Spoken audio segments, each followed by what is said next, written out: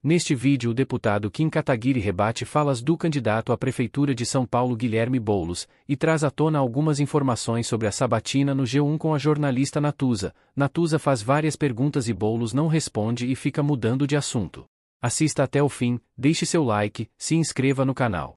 Esse vídeo é para rebater ponto a ponto as mentiras e a verdadeira farsa que é a candidatura de Guilherme Boulos. Em entrevista para a Natuza Neri da Globo, ele conseguiu, jogando em campo aliado, dar respostas absolutamente não satisfatórias até para o seu próprio eleitorado, e nós vamos aqui demonstrar ponto a ponto todas as mentiras, todos os absurdos e toda a hipocrisia de Guilherme Boulos, o pior candidato à prefeitura da cidade de São Paulo. Mas não sem antes você se inscrever no canal, clicar no sininho para receber as notificações, deixar o seu like. Lembrando que nós estamos com o curso Os Segredos da Escrita, justamente para você não ser mais refém desse projeto político que é a destruição da educação brasileira, que é você promover o analfabetismo e o analfabetismo funcional como maneira de manipular a população. O link tá na descrição do vídeo, estamos no preço promocional aí, menos de 50 centavos por dia, você já consegue bancar o curso de altíssima qualidade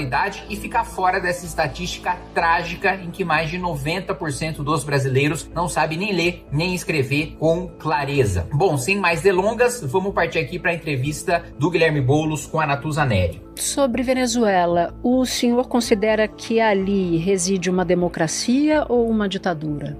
A Venezuela não é o meu modelo de democracia. Mas é uma ditadura? Se ficar comprovado que houve fraude nas eleições e o governo que exercitou fraude permanecer no governo, você não vai ter mais lá uma democracia. A pergunta foi muito clara, né? Se a Venezuela é uma ditadura ou não é uma ditadura. E aí o Boulos responde: não é o meu modelo de democracia. Ou seja, para ele, a Venezuela é uma democracia, só não é uma democracia nos moldes que ele quer. Então, é uma democracia que tem tortura, que tem prisão política, que tem censura, é uma democracia que caça direitos políticos de opositores. Teve muita gente que eu vi comentando essa entrevista falando: Boulos fugiu da pergunta. Não, ele falou que é uma democracia, só não é uma democracia nos moldes que ele defende. O que mostra a completa defesa deturpada de uma ditadura travestida de democracia. Aí ele diz: não, se ficar comprovado que houve fraude, aí sim é uma ditadura, eu deixo de considerar como uma democracia. Mas espera aí, mesmo que não haja fraude, e a fraude já foi atestada por diversas democracias desenvolvidas ao redor do mundo e diversos organismos internacionais, mas mesmo que ele feche os olhos para a fraude, para o roubo nas eleições da Venezuela, como você pode considerar um regime que prende, né, adversários políticos, que persegue, que tortura, que mata, que caça os direitos políticos de líderes da oposição? Como você pode considerar isso uma democracia? Veja, Maduro tomou todas as medidas que ele poderia tomar sem cancelar as eleições para vencer as eleições. Todas as medidas autoritárias, todas as medidas que um ditador poderia tomar para vencer eleições sem ter que anular as eleições, ele tomou, inclusive caçando os direitos políticos de maneira ilegal e inconstitucional da sua principal adversária política. Então, ainda que não houvesse fraude nas eleições na Venezuela, ainda assim é uma ditadura, inegavelmente. Eu sei que isso é importante, não vou me recusar a responder nenhum tipo de pergunta.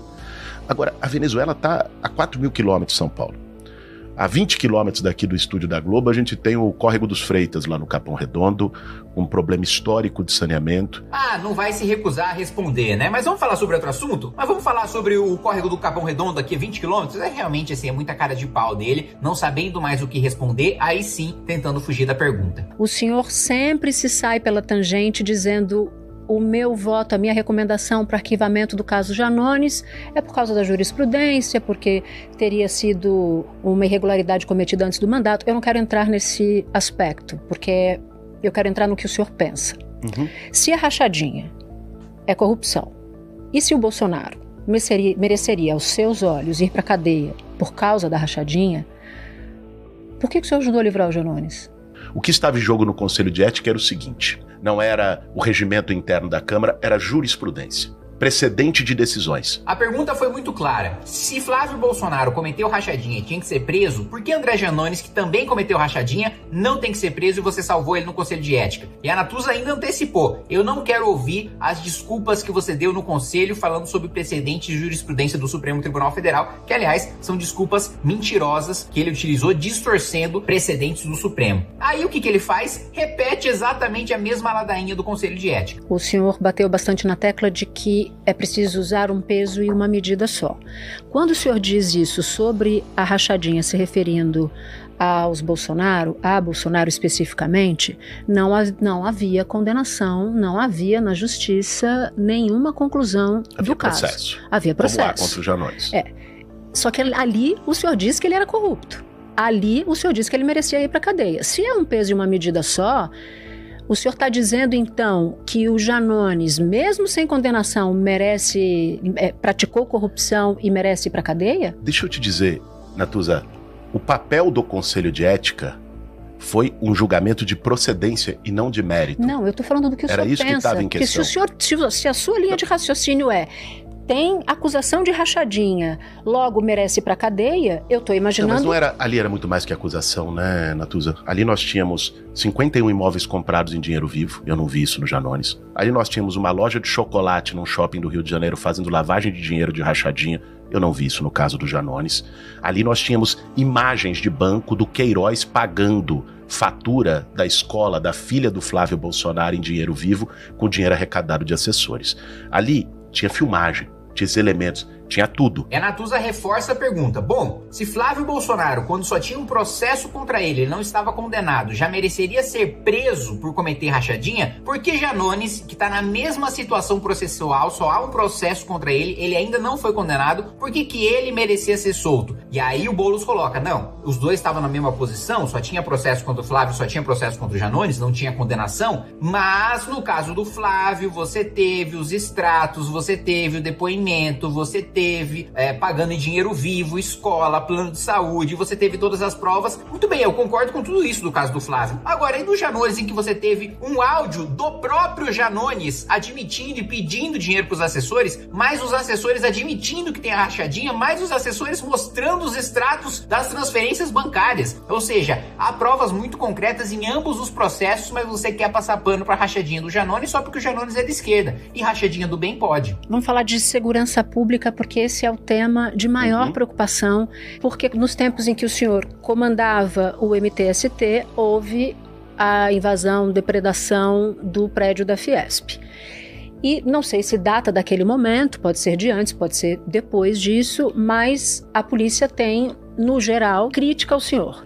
A segunda linha, que nós vamos também bater pesado na parte de segurança, é o enfrentamento ao principal crime que tem assustado a população de São Paulo, que é roubo e furto de celular. Para atuar no roubo de celular, você tem que atuar na receptação com inteligência. Ah, que legal, Guilherme Boulos. Então quer dizer que para atuar no combate a roubo e furto de celular, a gente precisa combater a receptação? Engraçado, quando eu apresentei e aprovei o projeto de aumento de pena para furto, roubo e receptação, você foi lá e não votou de maneira absolutamente covarde. Não quis defender a sua posição pró-bandido de afrouxamento de pena, mas também não quis se desgastar com o eleitorado que defende a segurança pública votando contra, então se absteve. Legal, agora você acha que a receptação é um problema, né? Na hora de votar um projeto, tomar uma medida efetiva como deputado federal, aí você não fez nada. Você tem um aumento de roubo porque tem quem compre e revenda isso no mercado ilegal. A operação que aconteceu ontem na Cracolândia mostrou isso. Ah, você tá falando daquela operação na Cracolândia que prendeu uma suplente de vereadora pelo PT? Ah, tá bom. De fato, a gente tem que fiscalizar as lojas que vendem celulares roubados ou furtados e que cometem receptação. Agora, o problema é de que adianta fiscalizar se quem comete receptação hoje não vai preso pela própria lei? A pena de receptação é de 1 a 4 anos. A gente sabe que no Brasil, crime com pena abaixo de 4 anos praticamente não dá prisão. A não ser que o sujeito cometa aquele crime várias e várias vezes, você converte a pena privativa de liberdade em pena restritiva de direitos, justamente na política que a nossa legislação e que o judiciário tem, esvaziar os presídios e de evitar que novas pessoas sejam presas, política essa com a qual eu discordo completamente, e é por isso que eu quis aumentar a pena mínima de receptação, justamente para o sujeito ser preso. Não adianta, você pode fazer a fiscalização que você quiser. No outro dia, o sujeito está vendendo, se botar bobear até no mesmo lugar. Parte do eleitorado,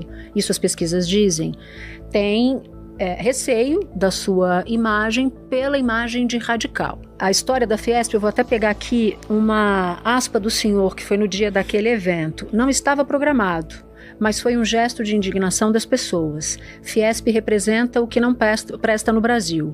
O dano na fachada da Fiesp é muito pouco perto do dano que a Fiesp está causando há muito tempo ao povo do Brasil. A indignação justifica, na sua avaliação, a violência? O senhor ainda pensa assim? Eu não defendo manifestações violentas. Quando você está liderando um movimento com pessoas que nunca foram escutadas, com pessoas que estavam lá lutando para ter o básico de dignidade, que era um teto, o meu papel era defender essas pessoas com unhas e dentes, representá-las. Então quer dizer que sobre a quebradeira na Fiesp, as invasões de propriedade, e aliás o caso mais grave a Natuza nem citou, que foi a invasão ao Ministério da Fazenda. E Guilherme Boulos, coloca a foto aí, editor, Guilherme Boulos em pé com a quebradeira geral do Ministério da Fazenda, protestando contra o trâmite de uma reforma sendo democraticamente aprovada pelos representantes do povo dentro do Congresso Nacional. Ele foi lá e destruiu tudo, e não foi indiciado, processado, denunciado por atos antidemocráticos. Veja, não há nada mais antidemocrático do que eu discordando de uma proposta que está sendo aprovada pelos representantes do povo, decidido na violência, na mão, destruir um ministério que está propondo essa reforma, porque eu discordo da maioria democraticamente eleita. Isso sim é um ato antidemocrático e ele nunca foi punido por isso. E aí ele diz, não, eu não apoio a violência, mas nesse caso em que houve a violência, nesse caso excepcional, que houve violência aí no caso da Fiesp, o meu papel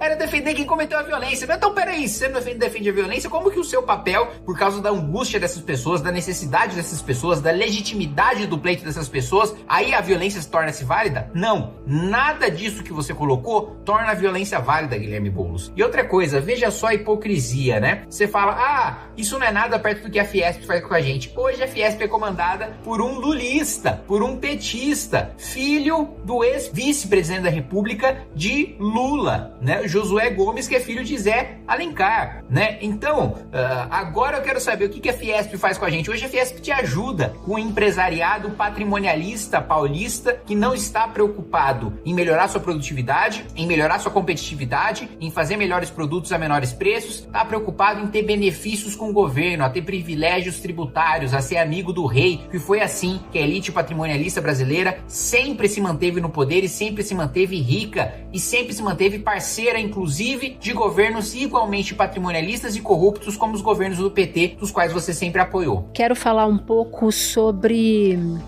Cracolândia. O caminho, do meu ponto de vista, é integrar 3 áreas. Primeiro, saúde mental. O que eu vou fazer de forma muito objetiva é implantar os CAPs móveis. O que é o CAPs móvel? É um modelo de consultório de rua para fazer a busca ativa e a abordagem do usuário. Criar CAPs móveis, ou seja, você coloca um carrinho ali de atendimento psiquiátrico, psicológico e vai atrás do usuário de crack para que ele seja encaminhado para tratamento. Mas e se ele disser não? E se ele não topar? Não adianta, você não vai ter internação voluntária. O usuário do crack está tomado pela droga, ele não tem mais autonomia de vontade. Não importa se você vai levar o tratamento até ele, não importa se você vai levar o psicólogo, o psiquiatra, não importa se você vai levar o papa até o usuário de crack, ele não vai para o tratamento porque a droga já o dominou, ele já é escravo da droga, ele não tem nem consciência dos seus atos e é por isso que ele precisa ser internado compulsoriamente. O prefeito precisa ter peito de mandar, apesar de todo o choro e ranger de dentes das ONGs de direitos humanos, que não defende direito humano coisa nenhuma, porque não existe o direito humano de você se matar usando crack, não existe o direito humano de você destruir casas, comércios, de você furtar, de você roubar.